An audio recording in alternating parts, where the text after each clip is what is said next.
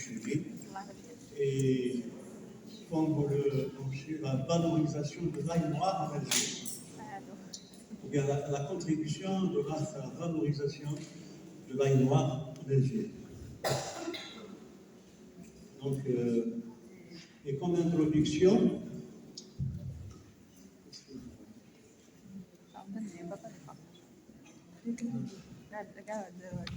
bon, vous savez que l'ail est connu depuis longtemps, depuis plus de 16 000 ans à travers le monde. Il est consommé pour ses donc, bienfaits, etc., les effets thérapeutiques pour nous. Par contre, l'ail noir est nouvellement consommé actuellement en Asie, en Europe, aux USA, en Europe, et en Afrique, a été introduit de manière très, très restreinte.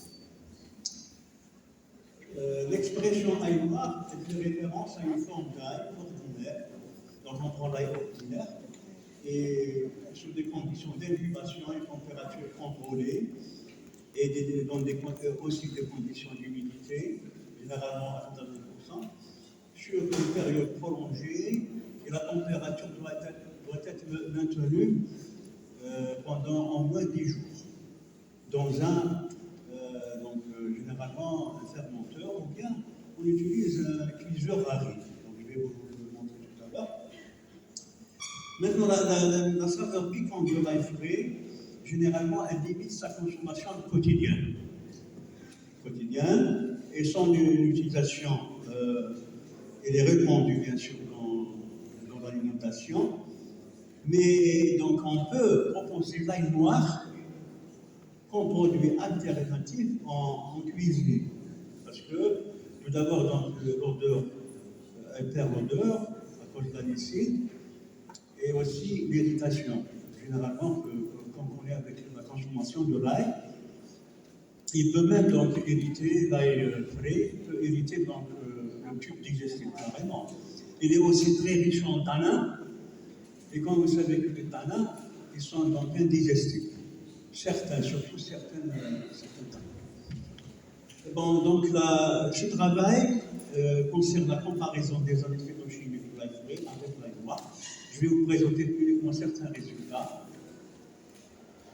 Et l'objectif, c'est de maîtriser la technique de production à grande échelle de l'ail noir et son introduction en Algérie. Donc pour le matériel qu'on a utilisé, comme vous voyez bien, donc, on a utilisé un cuiseur à riz. Cuiseur à riz, je ne sais pas si vous connaissez normalement.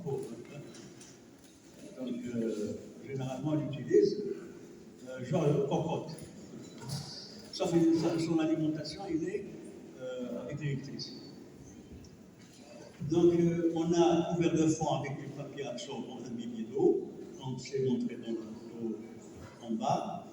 Et on place dans le panier, bon, j'ai pris l'exemple de 260 grammes pour ne pas encombrer les gousses, taille frais, on recouvre à nouveau avec du papier absorbant qui est imbibé d'eau afin d'éviter l'échauffage de l'ail.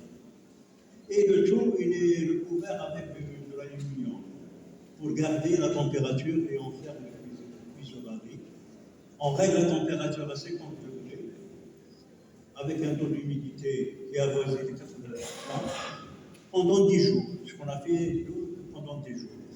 Mais pour fabriquer l'ail noir de manière industrielle, normalement, donc, on peut dépasser largement 10 jours. On peut aller jusqu'à 3 semaines, mais avec donc, un confinement bien contrôlé.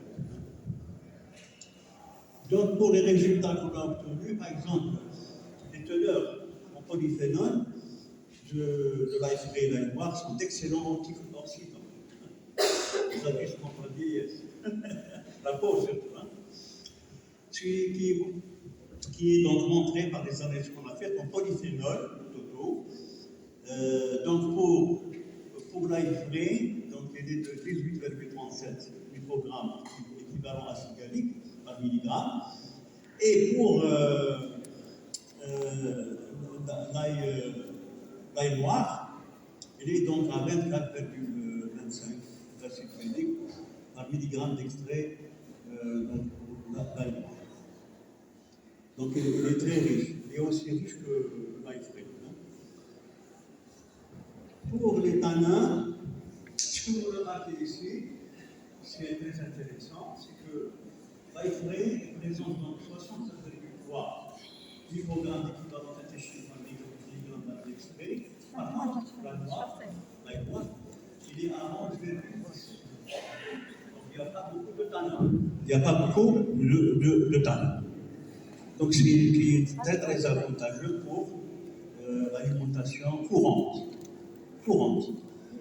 Parce que je ne sais pas si on consomme de l'ail chaque jour, en dehors de son ordinateur, donc ça peut éviter d'une part le tube digestif, et en même temps, ces tanins ne sont pas digestifs.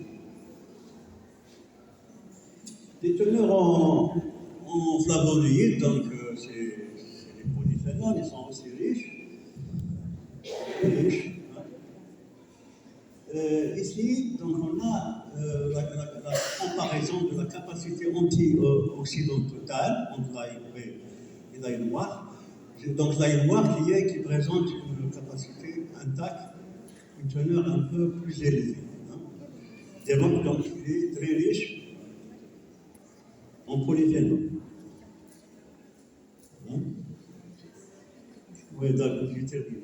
La conclusion, donc c'est vrai qu'on a fait beaucoup d'analyses, et les résultats qui sont obtenus montrent que l'ail noir est riche en antioxydants, qui lui confère un développement grandissant, particulièrement en Asie, le consomme couramment.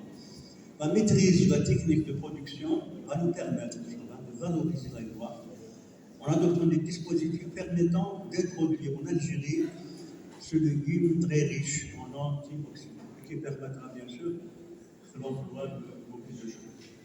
Merci pour votre attention.